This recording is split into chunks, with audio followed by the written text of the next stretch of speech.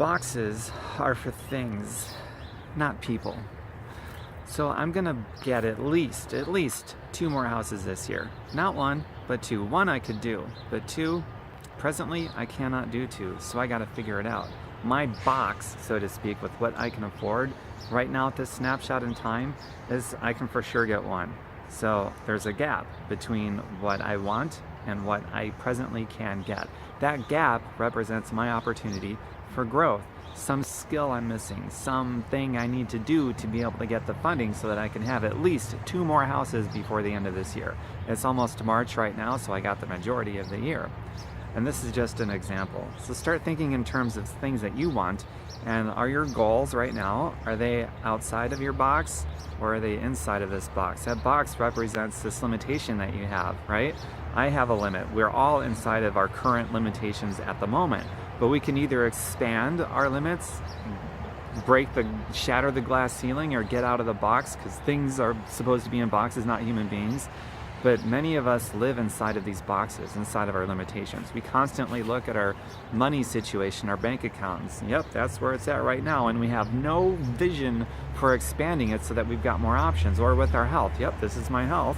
And no vision to expand us so that we're capable of being more viable and less vulnerable in the real world with our health and with our wellness. Same with our spirituality, for those of us that are maybe more spiritual, emotional maturity, psychological health, mental well-being, everything, all of that kind of stuff. People that aren't very happy with their jobs, or people that recognize that they're totally controlled and manipulated through money dependency, which is every person that needs a job, which is about 49 out of 50 of you watching this, is controlled and manipulated through money dependency, and you live inside of that box, and that's a horrible tyrannical pyramid scam of a box to live inside of, but there's no vision for how to get out of it. So what I'm doing with myself for this year, well, first, here's a house that I bought. This one I bought in cash. Now, buying my first house I didn't even know how I was going to do it with a down payment, let alone cash. But then I figured it out. I was able to come up with the down payment. And then I was like, wait a second, I want to get this sucker in cash. So then that was the next getting outside of the box, beyond my limit. And then I figured that out. And at the end of the day, by the time it was time to close in this house that I bought so many years ago, it was like, I just cut a check. No bank, no financing, none of that stuff to deal with. It was hilarious because the people at the title company had to scramble because nobody ever buys a house in cash. They couldn't remember the last time it happened. They eventually found the right paperwork to exclude the bank. I excluded the bank, man.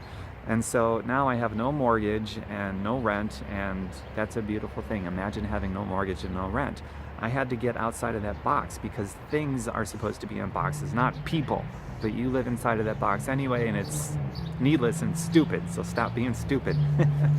So I figured that out, and now I've been buying many houses since then for low-income families to have a really nice, clean place to live without threatening their ability to pay bills and feed their families.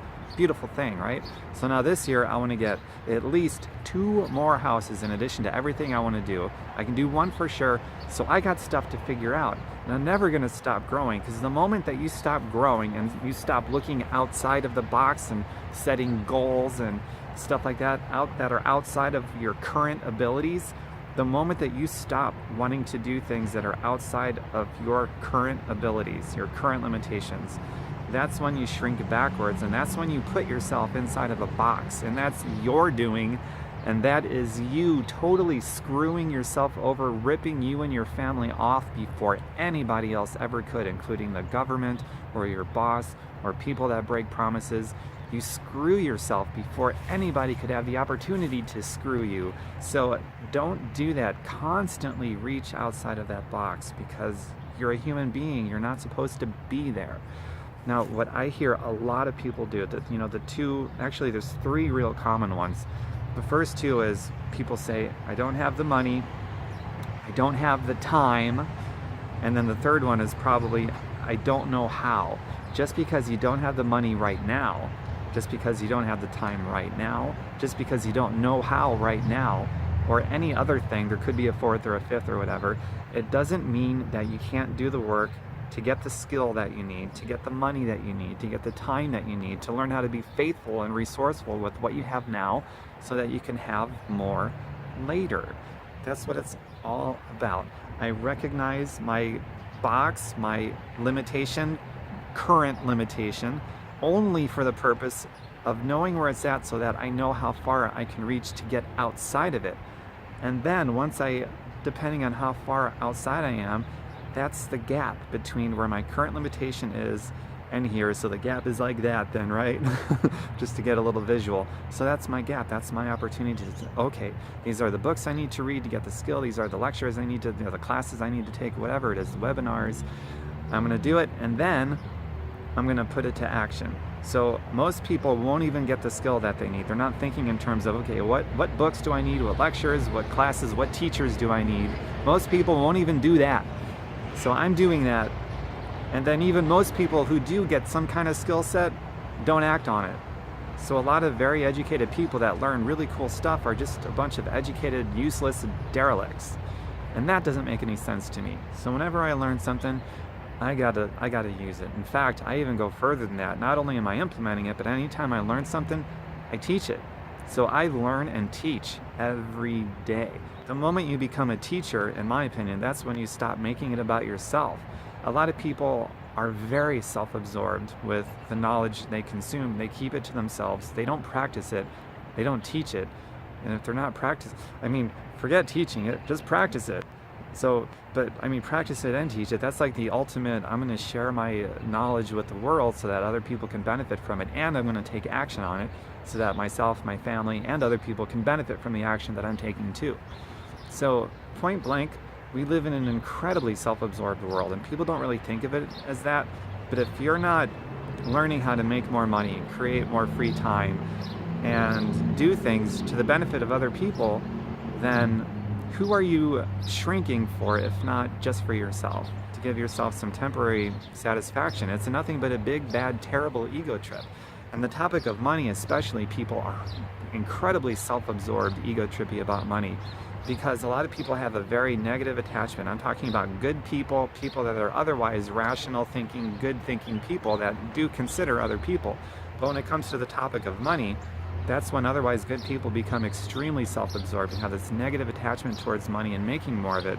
And what you do, whether you're aware of it or not, so I want you to be aware of this, what you do when you have a negative attachment towards money and you don't want to make more of it, you create an environment that criminals easily thrive in. You create an environment that people can perpetuate human trafficking, children's sex slavery, the atrocities that factory farmers commit against 1 billion farm animals every year. You create an environment that is easy for big corruption in business and big corruption in government to thrive in, as all these things are happening right now because you, along with millions and millions of other people, are right now making it easy for those criminal elements to thrive in legal terms where they can't be sued because it's perfectly legally legit.